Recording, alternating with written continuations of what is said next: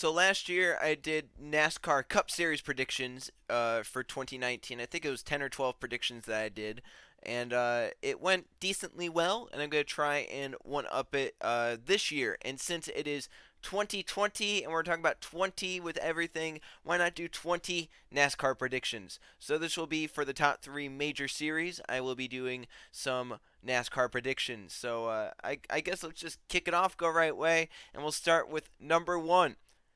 Joey Logano will win the Daytona 500. This is always maybe one of the hardest things to predict the winner of the Daytona 500. It is a crapshoot, with especially with this package more than in recent years past. We're going to see a lot of lead changes, a lot of cycling. Probably the most lead changes we'll see in the 500 since 2014, which saw like 50 some. So Joey Logano, though, is a really good super speedway racer. He ran up front at both Talladegas last year. At Daytona he ran up front. So in my opinion, he has the speed to do it. The question is, can he stay out of the trouble that he's gotten himself into? Maybe not himself into, but has followed him. In the Talladega playoff race, he got caught in a crash with none of his doing. In Talladega Spring, he got shuffled back by the Chevy cars and couldn't regroup. So we'll see if Logano can go out there and win the Daytona 500. For number two, I have that Jimmie Johnson will win a race this year. Jimmie Johnson fans, don't fret. Your driver is retiring at the end of 2020. However, he will have a win to go out on. Jimmie Johnson will win a Cup Series race in 2020. Here's why I think that. Look at last year. It was his worst season, of his career. He didn't make the playoffs. He never won a race, and it was horrible. However, there was one bright spot, and it was that he got Cliff Daniels as a crew chief. Cliff Daniels, he came in, he turned that 48 program around, and he actually scored more top tens than he did in 2018, I believe. So Cliff Daniels turned that group around. He came in, Jimmy got like third at Daytona. He ran up front at Pocono, the second Pocono race. He ran up front at Darlington, had one of the fastest race cars there. He had fast cars. He had a fast car at Indy. He had fast cars in the playoffs, like at Vegas and the Roval and Richmond. So, in my opinion, Jimmie Johnson can go out there with Cliff Daniels and win a race this year. Where it will be, I have no clue. But I feel like it's going to happen. Jimmie Johnson will not go out without a win. Jimmie Johnson will retire from NASCAR having one final Cup Series win. For number three, I have that Daniel Hemrick will finally win a NASCAR race. Daniel Hemrick has not won a race in the top three division in NASCAR, which is horrible to think about. Daniel Hemrick is, in my opinion, one of the best drivers out there, maybe one of the most consistent drivers out there.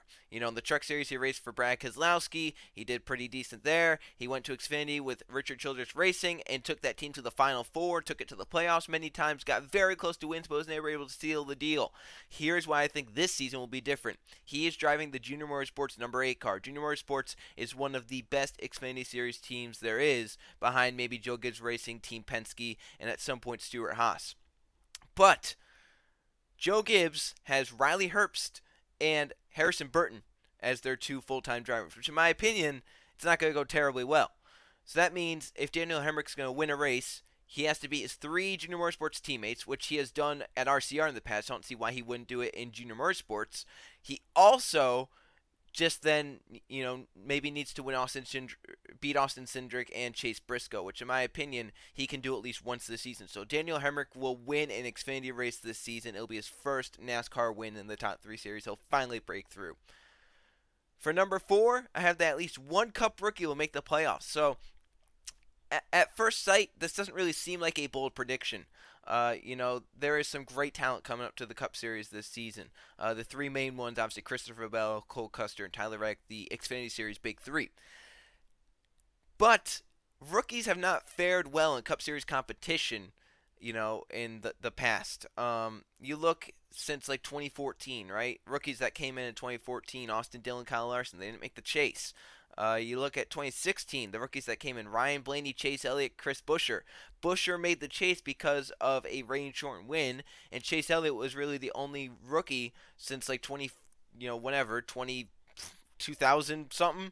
He's like the only rookie that actually ran consistent in his rookie season and made the chase. You look at 2017, Eric Jones missed the chase. So in my opinion, a rookie will break through and they're going to make the playoffs in their first season.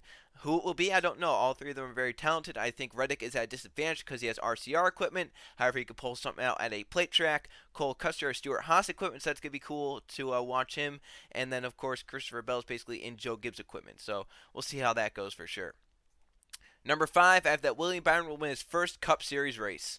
Willie B improved exponentially over 2018 last year. He got checking us as a crew chief, and the results showed immediately. He got pole positions. He ran up front. He led a ton of laps last year.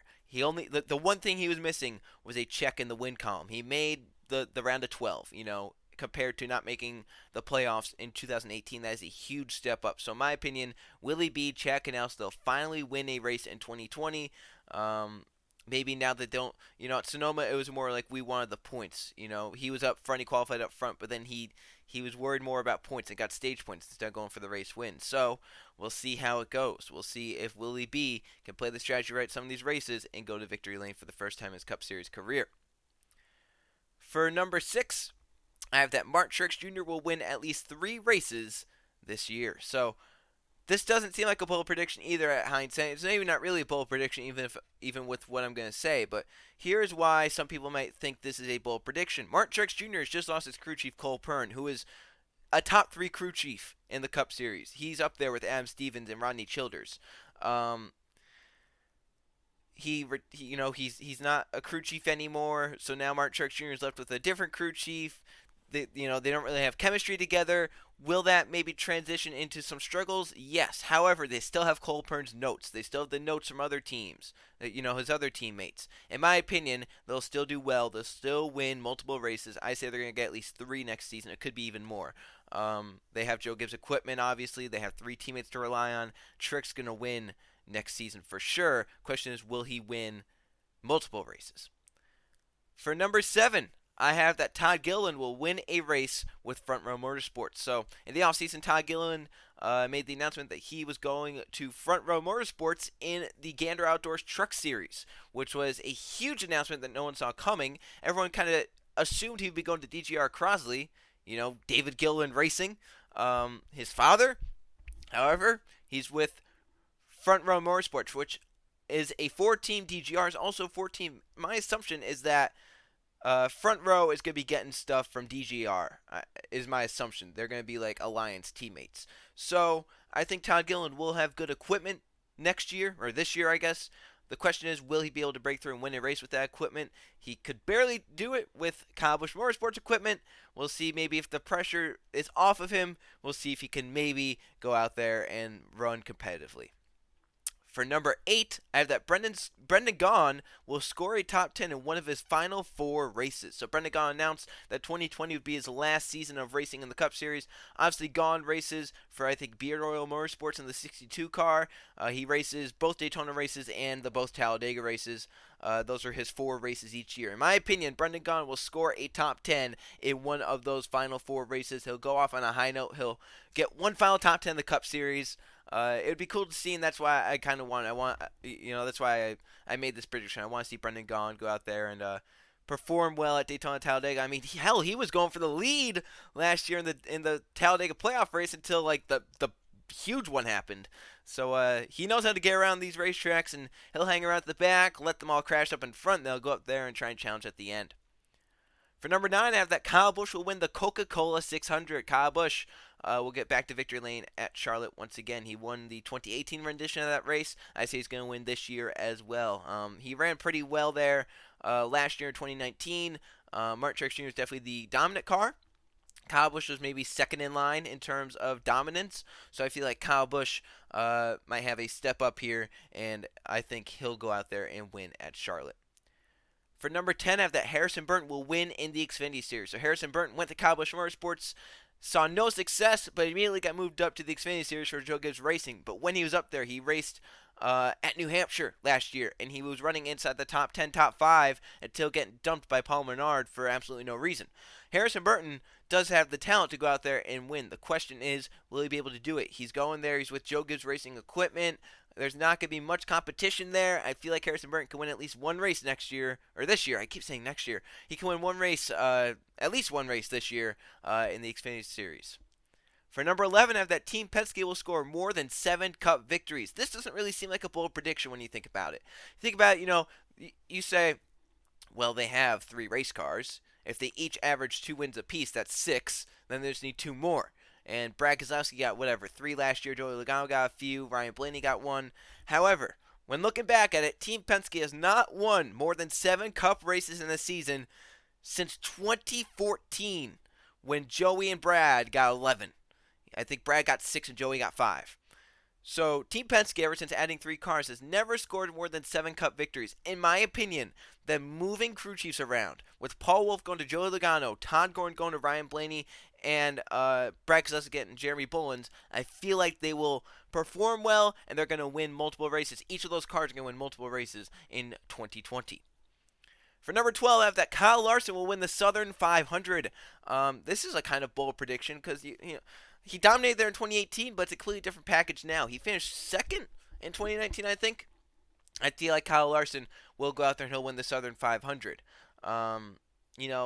His teammate Kurt Busch led almost 100 laps last year in that race. Larson got a top 5, top 3. I think he got second. Larson's no stranger to running up front at Darlington. He almost won the 2018 race. He dominated it until Brad Keselowski stole it on pit stops. So Kyle Larson is going to win the 2020 rendition of the Southern 500, which will be in the playoffs, which would be huge for his playoff chances. He'll go into the round of 12 immediately. For number 13, Matt Dibenedetto will win a Cup race. Matt Dibenedetto showed last year at tracks where it was all about driver talent, driver skill, he could perform. At Bristol, he had the thing damn near won until Ryan Newman tried to keep himself on the lead lap and halted Dibenedetto's progress. At Loudon, Dibenedetto flew through the field. At Sonoma, he ran up there. At the tracks where the equipment wasn't really needed, he ran up front. He got top 10s.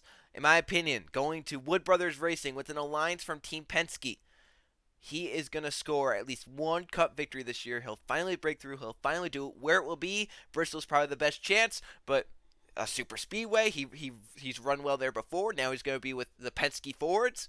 We'll see how that goes. For number 14, Joey Logano will win the Brickyard 400. So Joey, I said, will win the Daytona 500. I think he'll get another crown jewel this year, and he'll win the Brickyard 400. He got second there last year behind the dominant Kevin Harvick. And I think Team Penske will show some stuff this year, and they're going to win the Brickyard 400 with Joey Logano. Number 15, there will be 1 last lap lead change in Cup. So this kind of stems off the last few seasons. 2017 had 4 last lap lead changes.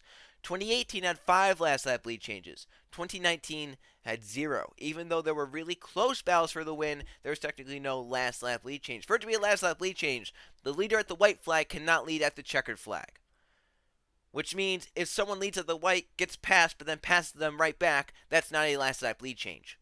Case in point, we saw Kentucky. Side by side, the Busch brothers were for the entire last 2 laps. But technically, Kurt Busch led the white flag, so there was no last lap lead change. At Talladega, Ryan Blaney was leading at the white flag. Ryan Newman passed him, Blaney passed him back, so there was no last lap lead change. And at Loudon, there was a bump and run, but technically, Kevin Harvick won the race, there was no last lap lead change. So, in my opinion, there's going to be 1 this year. Where it will be, maybe probably a super speedway. I mean, let's be honest, that package has definitely been the best thing to come out of 2019.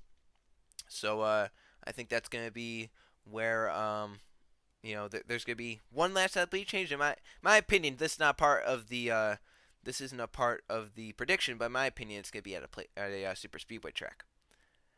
For number 16, the Cup Final 4 will be Kevin Harvick, Kyle Busch, Joey Logano, and Chase Elliott.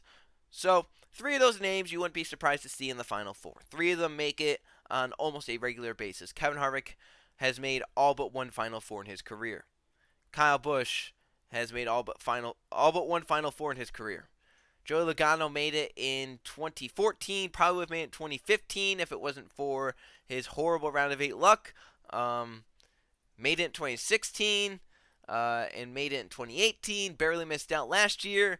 So, and then there's always like one kind of wild card that gets thrown in there, and that's gonna be Chase Elliott, in my opinion. I think Hendrick Motorsports will bring their stuff, and he will advance to the Final Four at Homestead, or at, oh my God, it's at Phoenix now. Ooh, he'll advance to the Final Four at Phoenix for a shot at the championship. Number 17, this one's going to be out on a limb. The low downforce package will result in more lead changes in 10 of the 14 races it will run in. So if you didn't hear the news, NASCAR announced that there would be lower downforce at short tracks and road courses for 2020 because of the lackluster racing product that was put on there in 2019. Lackluster is an overstatement. It was, I guess, understatement in this case, but it was not good. It was horrible. It was non-existent. There was no racing at all. So, in my opinion, this low downforce package is going to result in more lead changes in at least 10 of 14 races. It might be more. It could be 11, 12. It could be all 14. But there are some tracks that I'm skeptical about. One of them being the Charlotte Roval. I feel like that didn't really impact it as much. Another one I'm kind of worried about are the two Bristol races because both of them had really big lead, like a lot of lead changes. However, 2018 also had a pretty good amount of lead changes at both Bristol races, so we'll see if maybe it'll maybe even out. And even some Dover races I'm scared about because Dover is actually on par for lead changes, so it'll be interesting to see if that's going to change at all. So, in my opinion, at least 10 of the tracks, or at least 10 of the races where they're going to run lower downforce at least 10 will have more lead changes. I mean, I think the two Martinsville races are basically a given. I think both Richmond races are almost a given. I think if you look and maybe Loudon. So it'll be interesting to see for sure. I think Watkins Glen's going to have more. I think Sonoma might have more. ISM, definitely the second ISM is going to, or Phoenix now, definitely the second Phoenix is going to have more. So we'll see how it plays out. That's for sure. And now we're into the final three, which, if you guessed it, they're going to be the championship picks. Number 18, Grant Enfinger will win the Truck Championship. So Grant Enfinger, last year, won the regular season title and got eliminated in round one of the playoffs. He has some redemption to serve, and I think he'll get it in the forms of a championship. I think Grant Enfinger with ThorSport, ThorSport's been a really good team, especially last year. They got the championship with Matt Crafton. I think Grant Enfinger's going to make the Final Four. He's going to win the championship. Number 19, Justin Allgaier will win the Xfinity Championship. So I think Justin Allgaier, it's finally his time. As I mentioned before, when I said Daniel Hemric's going to win a NASCAR race, there's not much competition in the Xfinity Series this season. Obviously, Allgaier has Gragson and Annette, his two teammates. He has Austin Cindric, Chase Briscoe, and maybe a JGR car to worry about. I mean, Brandon Jones, Harrison Burton, Riley Herbst. Do you think they're going to perform amazingly well? Maybe Harrison Burton will. I don't really see Riley Herbst performing terribly well. And Brandon Jones, I mean, maybe he'll win a race, but I don't see him perform really well. So in my opinion, Justin Allgaier, someone like that, might be set up to win the championship. I think his biggest competition is going to be Austin Cindric and Chase Briscoe, though. So we'll see how that goes. And number 20, Kevin Harvick is going to win the Cup Championship. This man, since 2014 when he won the championship, he has made the Final Four every year but 2016. And he has not won the championship. This man is overdue. In 2015, he got second. In 2017, he got like third. In 2018, he got fourth, I think. Third. I think he got third in 2018. And last year, he was, just kind of there. I mean, he got, second or third? So, in my opinion, he's overdue. Kevin Harvick is going to make the Final Four. He's going to win the championship in the Cup Series. That's all for my twin with a lot of competition. A lot of different, faces in victory lane, all three series. So, thanks for watching 20 NASCAR predictions in 2020. I'll see you guys for the next video.